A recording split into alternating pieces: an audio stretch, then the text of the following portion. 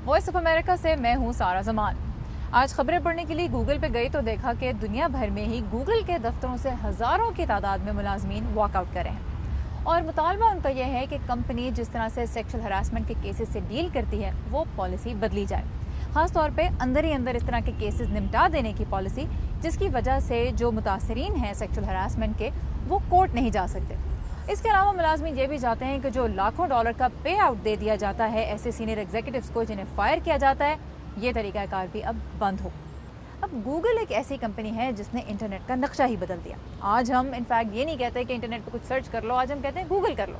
और लगता ये है कि गूगल जैसी बड़ी कंपनी भी इस बात का कुछ ठीक से अंदाज़ा नहीं लगा पाई कि मी टू से उठने वाली जो लहर है वो कितनी शदीद है।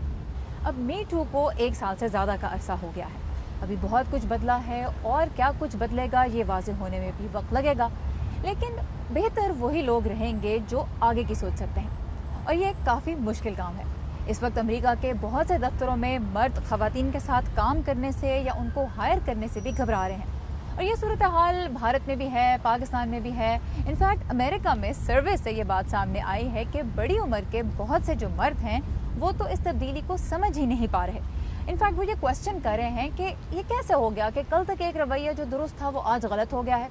अब यहाँ पे एक पॉइंट सोचने वाला ये है कि ये रवैया कल भी दुरुस्त नहीं था, बर्दाश्त किया जा रहा था, आज इसके लिए बर्दाश्त कम हो गई है। आगे की सोचने से मेरा क्या मतलब है?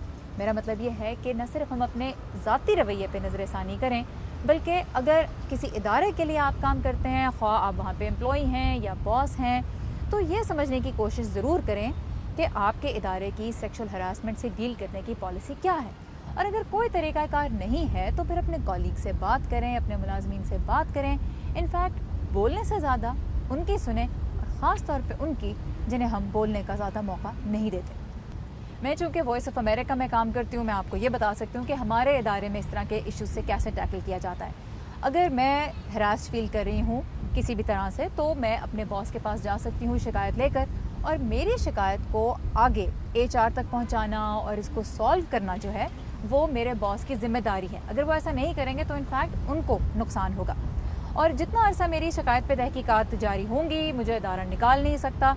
और उसके अलावा जिस शख्स ने के ख़िलाफ़ इनफैक्ट मैंने कंप्लेन किया हो उसको भी पूरा मौका दिया जाएगा कि वो अपना दिफा कर सके। गोल इस पूरी पॉलिसी का ये है कि दोनों साइडों को, विक्टिम को भी और जिसको एक्यूज़ किया गया है, जिस पे इल्ज़ाम लगाया गया है, उसको भी एक फेयर मौका दिया जाए अपना दिफा करने का। अब जैसे मैंने पहले भी कहा, मी टू को 1 साल हो गया है, लेकिन अभी भी बहुत से डिफरेंट रिस्पॉन्सेज हम देख रहे हैं। उसके लोग मजाक में भी कह रहे हैं कि जी ध्यान से बात करें, आपका मी टू ही ना हो जाए।